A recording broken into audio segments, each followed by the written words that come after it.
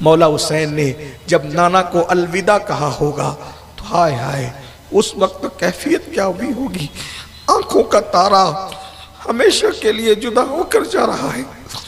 قیامت تک لوگ نبی کو سلام کرنے آئیں گے، لیکن اب اتنا اچھا کوئی سلام کرنے نبی کو کبھی نہ آ سکے گا. اپنی جسم و روح کے ساتھ، اپنی اصلیت کے ساتھ، دینی احکام کے ساتھ، ظاہری احکام کے ساتھ، اب اتنی اچھی ہستی، اتنا بڑا محبوب کوئی قیامت تک سلام کرنے نہ آئے گا. مولا حسین نے جب رات ہوئی، رات کے آخری پہر میں مدینہ منورہ میں سناٹا تھا. لوگوں کو یہ اندازہ نہیں تھا کہ امام جائیں گے کب. یہ ہو گیا تھا کہ جائیں گے. لوگ بے چین تو تھے، بے قرار تو تھے، لیکن کب جائیں گے، اتنی جلدی چلے جائیں گے، یہ اندازہ نہیں تھا. امام علی مقام اسی رات کو، جس دن یہ خبر آئی، اسی رات کو امام نے سامان تیار کروایا. اور سامان تیار کرنے کے بعد آپ رات کے آخری پہر، میں سمجھتا ہوں کہ 70 سے زائد کتب کا اتنے مجموعہ نچوڑ کر میں اپنے الفاظ کے جامع میں یہاں پیش کر رہا ہوں، اور وہ بھی محض چشم تصور کی بات ہے. اگر آپ تصور کر سکتے ہیں تو کریں، محسوس کر سکتے ہیں تو کریں. مورخین نے، علماء نے، محررین نے جو لکھا ہے اور جو اپنا مطالعہ پیش کیا ہے، اس کو محض چشم تصور سے آپ دیکھ سکتے ہیں. لکھنے والے بالخصوص علامہ ارشد القادری کی تحریر کا سہارا لے کر عرض کیا جا سکتا ہے کہ اللہ اکبر، مدینہ منورہ ہے، چوتھی شب ہے شعبان المعظم کی، شعبان کی چوتھی شب ہے، اور ایسے میں 60 ہجری ہے، چوتھی شب ہے، 60 ہجری ہے. امام علی مقام رات کے آخری پہر میں اپنے گھر سے باہر نکلتے، سارے دروازے بند ہیں، مصلے پر رونے والے رو رہے ہیں، بستروں پہ سونے والے سو رہے ہیں، اور رات کے آخری پہر میں قدسیان فلک درود کے گجرے لے کر زمین پہ اتر رہے ہیں.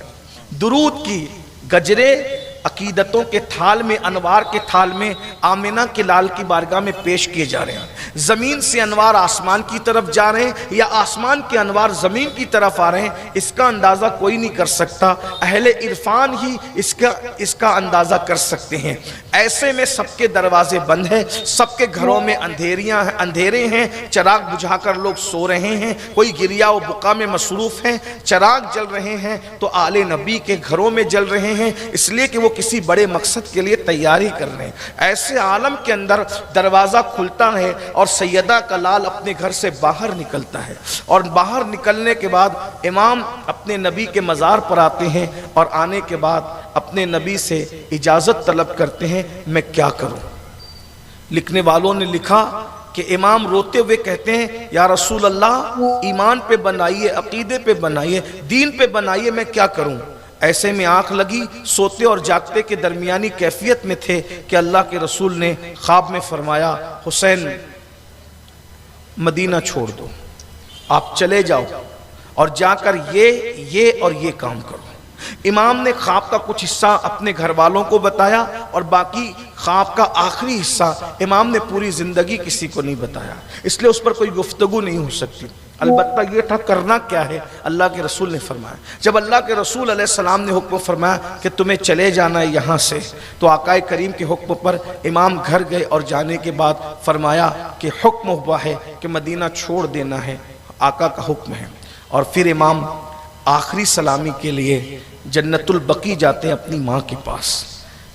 جو لوگ مدینہ منورہ گئے ہیں وہ اس چیز کو محسوس کریں گے. 5 دن، 8 دن، 10 دن، 15 دن جو مدینہ طیبہ میں رہتے ہیں، اور جب مدینہ منورہ سے وہ اپنے وطن کی طرف آتے ہیں تو ان کے دل کی کیفیت کیا ہوتی ہے وہ اچھی طرح جانتے ہیں. استاد زمن مولانا حسن بریلوی نے بہت خوبصورت اس کی ترجمانی کی ہے. مر کے جیتے ہیں جو جاتے ہیں مدینے کو حسن، جی کے مرتے ہیں جو آتے ہیں مدینہ چھوڑ کر. یہ وہ لوگوں کا مدینہ چھوڑنا ہے جو مدینے میں 5 دن، 8 دن، 10 دن، 15 دن، مہینہ رہتے ہیں، جس کا سب کچھ مدینہ منورہ میں تھا، جس نے آنکھیں کھولی تھی تو مدینہ منورہ میں، جس کی ماں کا مزار بھی مدینہ منورہ میں تھا، جس کے بڑے بھائی کا مزار بھی مدینہ منورہ میں تھا، جس کی نانیاں بھی مدینہ منورہ میں تھی، جس کا نانا بھی مدینہ منورہ میں تھا، جس کی دادی بھی مدینہ منورہ میں تھی، ہاں جس کا سب کچھ مدینہ منورہ میں تھا، وہ پیدائشی مدنی تھا۔ مدینہ منورہ ہی میں اسے گھٹی دی گئی تھی، مدینہ منورہ ہی میں اسے کندھوں پہ اٹھایا گیا تھا، مدینہ منورہ ہی میں اس کی شادی بھی ہوئی تھی، مدینہ منورہ میں بھی اس کا چلنا پھرنا تھا۔ آج مدینہ کا اصل وارث، رسول اللہ کا اصل جانشین، اپنے زمانے کا، اپنے دور کا، اور اپنے دور کے بعد قیامت تک ہر دور کا رسول اللہ کا اصل ترین جانشین، اپنی ماں سے آخری ملاقات یعنی ماں کے مزار پر سلام کرنے کے لیے جب بقی شریف میں آتا ہے، تصور کرنے والے تصور کر سکتے ہیں، اہل عرفان یہ باتیں کرتے ہیں، جنت البقیع میں ایک سناٹا تھا اور سانسوں کی آواز بھی سنی جا سکتی تھی۔ ایسے میں سیدہ کا لال لات کے آخری پہر میں اپنی ماں کی قبر پر آ کر اپنی ماں کو آخری سلام کرتا ہے۔ جذبات کا تلاطم کیا تھا یہ تو مولا حسین ہی جانے، بس اتنا جانتے ہیں کہ میرے امام نے ماں کو سلام کیا، خدا جانے سیدہ کے مزار میں کیا کیفیت ہوئی ہوگی۔ میرے امام نے اپنی امی سے کہا ہوگا، ماں جس بیٹے کو آپ نے دودھ جس مقصد کے لیے پلایا تھا، آج آپ کا وہ بیٹا ہمیشہ کے لیے مدینے کو چھوڑ کر اسی مقصد کے لیے جا رہا ہے۔ ماں لوگوں کو تو یہ کہہ کے جانا ہے کہ میں کہیں جا رہا ہوں، لیکن اصل بات تو یہی ہے میں کربلا جا رہا ہوں۔ ماں میں جا رہا ہوں لیکن دوبارہ پھر کبھی لوٹ کے نہیں آؤں گا، آپ کی ہماری ملاقات میدان محشر میں ہوگی۔ ماں میں جا تو رہا ہوں لیکن دعا کر دو، جس بیٹے کے ساتھ ماں کی دعائیں ہوتی ہے وہ بیٹا کبھی بھی شکست خوردہ نہیں ہوتا بلکہ وہ کامیاب ہوتا ہے۔ ماں دعا کرو کہ جب علی اکبر کے سینے پہ گھوڑے دوڑ رہے ہوں تو تمہارا حسین ضمیر کا سودا نہ کرے، جب علی اصغر میرے باہوں میں دم توڑ رہا ہو اس وقت ماں میں اپنے جادہ مستقیم سے ہٹنے کے لیے تصور بھی نہ کر سکوں۔ ماں میری استقامت کے لیے دعا کرنا۔ ماں میں جاتا ہوں، ماں میں پھر کبھی واپس نہیں لوٹوں گا مدینے کی طرف۔ کس طریقے سے کہا ہوگا اور کیا کیا عرضیاں پیش کی ہوگی اور جو جذبات کا تلاطم کن بلندیوں پر ہوگا یہ تو میرا مولا حسین ہی جانے۔ لیکن اہل دل نے ہمیں سینہ بسینہ جو باتیں منتقل کی وہ اتنا ہی ہے کہ جب امام یہ عرضیاں پیش کر رہے تھے تو ایسا لگتا تھا جیسے فرشتوں کی چیخیں نکل رہی ہیں، ایسا لگتا تھا کہ اللہ اکبر، اہل بقیع کی قبروں پر ایک کیفیت طاری ہے۔ امام نے اپنی ماں سے اجازت لی، سیدہ مخدومہ کائنات سے، اور اس کے بعد پھر اپنے بڑے بھائی امام حسن کی قبر اقدس کو چومتے اور عرض معروض کرتے ہوئے پھر اپنے نانا کے مزار پر آئے۔ حسین اپنے نانا کے مزار پہ تشریف لاتے ہیں۔ اللہ اکبر، ایک دن وہ تھا، ایک دن وہ جس دن اللہ کے رسول آئے تھے تو سنیت الوداع میں یہ آواز گونج رہی تھی، طلع البدر علینا من سنیات الوداع وجب شکر علینا ما دعا للہ دائی۔ مدینہ منورہ میں سب سے زیادہ خوشی کا دن تھا، وہ دن تھا جب اللہ کے رسول ربیع الاول کی 12 تاریخ کو پیر کے دن، اللہ اکبر، میرے آقا مدینہ منورہ میں قدم رنجہ ہوئے تھے، اور آج سب سے زیادہ غم کا اور دکھ کا دن تھا کہ رسول اللہ آئے تھے، اور آج حسین حضور کا وارث آج ہمیشہ کے لیے دین کی حفاظت کے لیے مدینے کو چھوڑ رہا تھا۔ حسین نانا کے مزار پر آئے۔ اہل دل، اہل عرفان بتاتے ہیں، تصورات کی دنیا میں ہم سوچتے ہیں تو پتہ چلتا ہے حسین نے اپنے نانا کے مزار سے لپٹ کے کہا ہوگا، نانا جان آج آپ کا حسین جس پر آپ نے اپنا بیٹا قربان کر دیا تھا، ابراہیم جیسا بیٹا جس پر آپ نے قربان کیا تھا، آج اس قربانی کا حق ادا کرنے جا رہا۔ نانا جان جس کو چومتے تھے، جس کو سونگتے تھے، نانا جان جب حسین کہتا تھا کہ نانا مجھے سواری چاہیے تو آپ اس کی سواری بن جاتے تھے، جب حسین کہتا تھا کہ نانا میری سواری کی باغ کدھر ہے، میری سواری کی لگام کدھر ہے؟ تو آپ اپنی زلف عنبرین جس کے ہاتھوں میں تھما دیتے تھے، آج وہ حسین آپ کو الوداعی سلام پیش کرنے آئے۔ نانا جان میں جاتا ہوں، میرے لیے دعا کر دیں۔